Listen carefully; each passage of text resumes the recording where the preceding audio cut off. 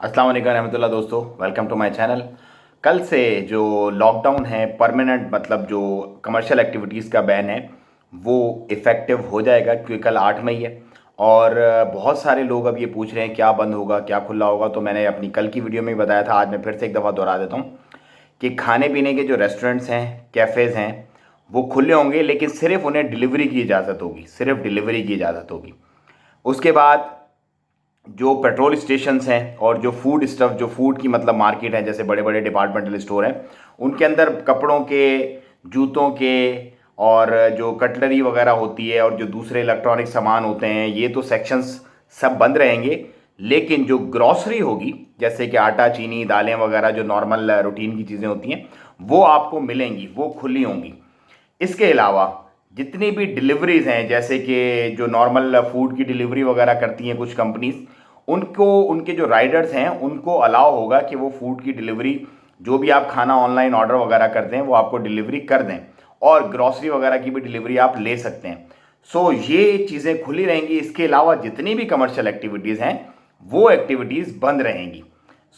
ये तो कुछ क्लैरिफिकेशन थी उस पर। लेकिन आज एक मतलब एक अजीब सा वाकया रौनुमा हुआ, और वो ये हुआ है कि सुप्रीम कमेटी के जो अहकाम थे कि गैदरिंग्स नहीं होनी चाहिए, लेकिन आज बड़ी बड़ी मार्केट्स लगी हैं, जुम्मा मार्केट्स के नाम से, ईद से पहले जो मतलब लोगों का रश वगैरह, ये वो आप देख रहे होंगे।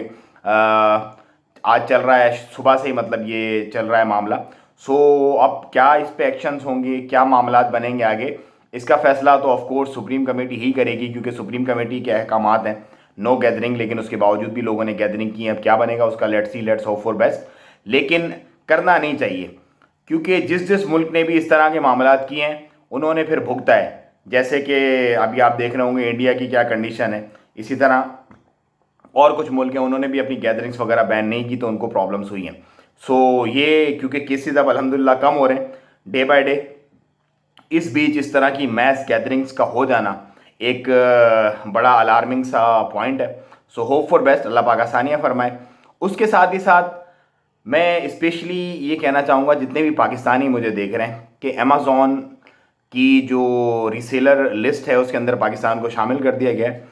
अगर आप बेरोज़गार हैं और कुछ ना कुछ करना चाहते हैं, या इवन तो अगर आप रोज़गार से भी हैं, या आपकी कोई फैक्ट्री, कोई भी प्रोडक्ट है आपकी, जैसे कि बहुत अच्छी अच्छी सर्जिकल इंस्ट्रूमेंट्स हैं, जिस तरह से चमड़े के बहुत अच्छे कारोबार हैं, टेक्सटाइल के बहुत अच्छे पाकिस्तान के जो है वो मामलात हैं, इंडस्ट्री है पूरी फैसलाबाद में।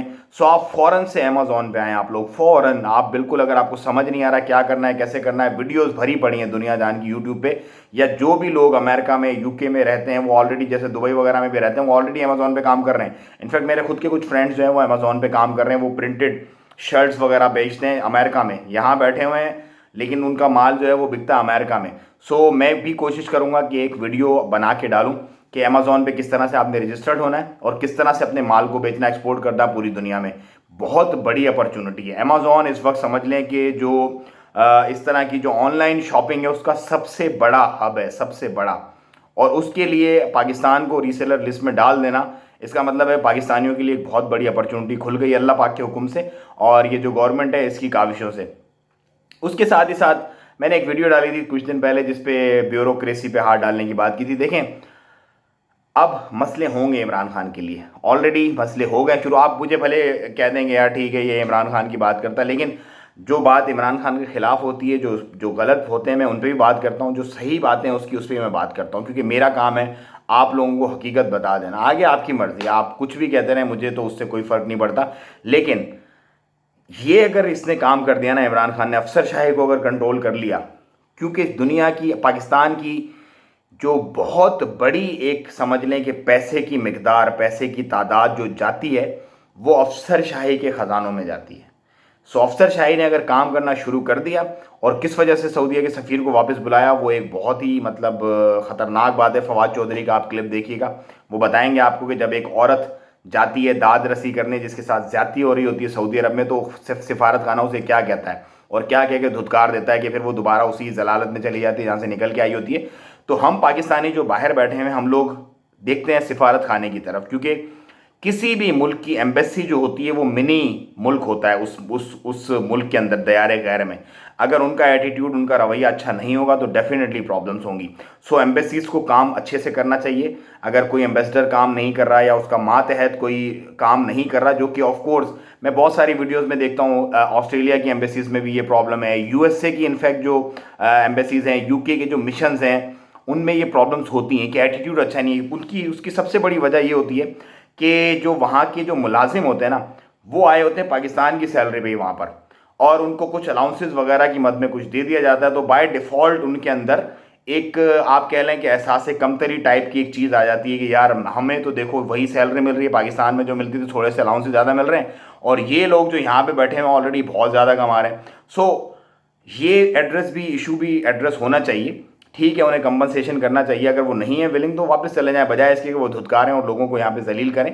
लेकिन ये कुछ जेन्युइन से चीज़ें हैं। मैं खुद भी बहुत सारे ऐसे लोगों को जानता हूँ जो यहाँ पे बैठे हुए हैं, लेकिन उनकी दिल ये है कि वो लोग डायरेक्ट यहाँ पे किसी जॉब पे लग जाएं, बजाय कि वो जिस मिशन पे या जिस काम पे आए हुए हैं उसको लेकर के। सो ये थी कुछ अंदर की थोड़ी सी अपडेट्स। मुझे दें इजाज़त, अपना और अपनों का बहुत ख्याल रखें, दुआओं में याद रखें। ये सिलसिले अब चलते रहेंगे, अब आप मेरी तरफ से इस तरह की वीडियोस भी देखते रहेंगे, क्योंकि मेरा काम है लोगों की जहन साजी करना, लोगों को बताना। इस वक्त बहुत सारे अच्छे अच्छे काम हो रहे हैं पाकिस्तान में, लेकिन उन अच्छे अच्छे कामों को, जो चीज़ें जो जो ताकतें नहीं चाहती कि हों, पाकिस्तान को, जो आवाम को जलील और रुस्वा करना और उसी तरह जलालत से भरपूर लोगों की ज़िंदगी गुजरवाना चाहती है, वो ताकतें ये चाहती हैं कि जो अच्छे अच्छे काम भी हो रहे हैं इनको भी मैनिपुलेट करके लोगों को इस तरह से दिखाया जाए कि लोग बस इससे भी मुतनफ़र हो जाएं बिल्कुल, कि बस ठीक है ये तो सब कुछ ही गलत हो रहा है। नहीं, ऐसा नहीं है। ओवरसीज़ पाकिस्तानियों के लिए बहुत ज़्यादा इस वक्त ख्याल किया जा रहा है इस जदीद गवर्नमेंट की तरफ से, जो अभी पीटीआई की गवर्नमेंट है, उसके साथ ही साथ बिजनेस अपॉर्चुनिटीज़ को लाया जा रहा है। और अब आप आने वाले भी दिनों में देखेंगे अफसरशाही एक होके इन सियासी जमातों के साथ मिलके, ये जो सियासी जमात इस वक्त हुक्मरान है, इस वक्त जो पीटीआई हुकूमत में है, इसके खिलाफ बहुत ज़्यादा प्लानिंग करेंगे, क्योंकि ये बेसिकली एक सॉर्ट ऑफ माफिया है। अब इस माफिया पे हाथ डाला है इमरान खान ने, तो रेजिस्टेंस तो होगी। अब उसका आपने और मैंने मिल करके एक पॉजिटिव इमेज दिखानी है। जो गलत है उसको गलत कहना, जो सही है उसको सही कहना। वो फिर नून लीग हो, पीपल्स पार्टी हो, पीटीआई हो, डजेंट मैटर एट ऑल। क्योंकि मैं ये समझता हूँ कि जो बाहर लोग रहते हैं उनकी ज़्यादातर तादाद, क्योंकि उनको ना बिरयानी का आसरा होता है, ना उनको इलेक्शन में वोट डालना और बल्ले बल्ले करना होता है। हम लोग अपना कमाते हैं, अपना खाते हैं, अपने हिसाब से हम लोग सारे मामला देखते हैं। सो सुलझे हुए लोग ज़्यादातर बाहर रहते हैं, और उन लोगों से एक उम्मीद है कि इंशाल्लाह अब जैसे वोट डालने का भी एक अमल चलाया जा रहा है कि ओवरसीज़ पाकिस्तानीज़ हैं उनको वोट का भी हक दिया जाएगा। सो उसके बाद भी आप लोग अपनी इज़हार राय का ख्याल कर सकेंगे। लेकिन फिर भी जिस भी सोशल मीडिया पर आप हैं, जिस भी प्लेटफॉर्म पे आप हैं, जो आप समझते हैं कि सही कर रही है गवर्नमेंट उसको आप सही कहें, जो आप समझते हैं कि ख़राब कर रही है उसको आप ख़राब कहें। बिल्कुल महंगाई हो रही है, हर चीज़ में प्रॉब्लम जो भी हैं वो आप करें, एग्जिजरेट ना करें, प्रॉपर तरीके से आप उसको बताएं। लेकिन लोगों को अवेयरनेस करना, अवेयरनेस देना, पाकिस्तान में स्पेशली जो लोग हैं उनको आपका काम है। सो इस वक्त ये एक बहुत बड़ा, मैं कहूँगा कि काम है। अगर आप अवेयर करते हैं लोगों को और उनकी जहन साजी करते हैं कि जो अच्छे काम हो रहे हैं उनको प्लीज़ खुदा का वास्ता अच्छे ही शो करें, बजाय इसके कि मैनिपुलेट करके जो लोग अच्छे कामों को भी ख़राब करवा रहे हैं जस्ट इस हुकूमत को लेट डाउन करने के लिए और लोगों की नज़रों में ख़राब करने के लिए, आप अपना खुद का नुकसान कर रहे हैं और किसी का कुछ भी नहीं लेंगे।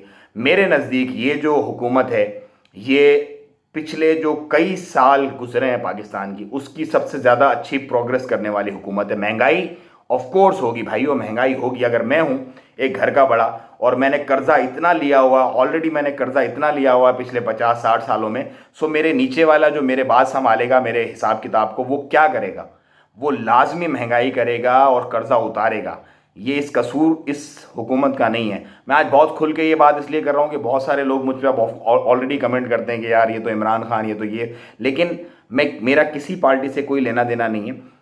मुझे जो हकीकतें पता है वो मैं आप लोगों के सामने रखता हूँ, और आसान लफ्ज़ों में। सिंपल सी मिसाल मैंने आपको दी है कि मैं घर का अगर बड़ा हूँ, मैंने बहुत कर्जा ऑलरेडी चढ़ाया हुआ है और अब वो मैंने फेंक दिया नए आने वाले पे कि भाई ठीक है अब तू संभाल। सो वो क्या करेगा? ऑफ कोर्स महंगाई होगी, कर्ज़ों की किस्तें भी वापस जाएंगी, लोगों के साथ जो है वो मामलात, क्योंकि रखना है ना। हमने हमने हम कोई बनाना रिपब्लिक तो नहीं है ना, हमने अपनी बैंकरप्सी को बचाना है, हमने मामलात को लेकर चलना है दुनिया के साथ। तो ये सारे मामलात होंगे, लेकिन इन तमाम मामलात के बीच हुकूमत और पाकिस्तान इस वक्त एक राइट डायरेक्शन में जा रहा है। और मैं ये एक्सपेक्ट करता हूँ कि आने वाले कुछ सालों में इंशाअल्लाह आप देखेंगे कि कुछ मामलात मज़ीद बेहतर होंगे। इमरान खान जो है वो सऊदी अरब का भी दौरा कर रहा है आज, और उसके बाद उससे भी कुछ गुड न्यूज़ आने का मामला है, क्योंकि हालात थोड़े से ख़राब हो गए थे बीच में। अब उम्मीद है कि बेहतरी की तरफ से दोबारा जाएंगे। यूएई से भी हालात अच्छे चल रहे हैं, इंशाल्लाह यूएई से भी आप गुड न्यूज़ कुछ सुनेंगे आने वाले दिनों में। सो ये थी कुछ अपडेट्स आज की। मुझे दें इजाज़त, दुआओं में याद रखें। अस्सलाम वालेकुम रहमतुल्लाह।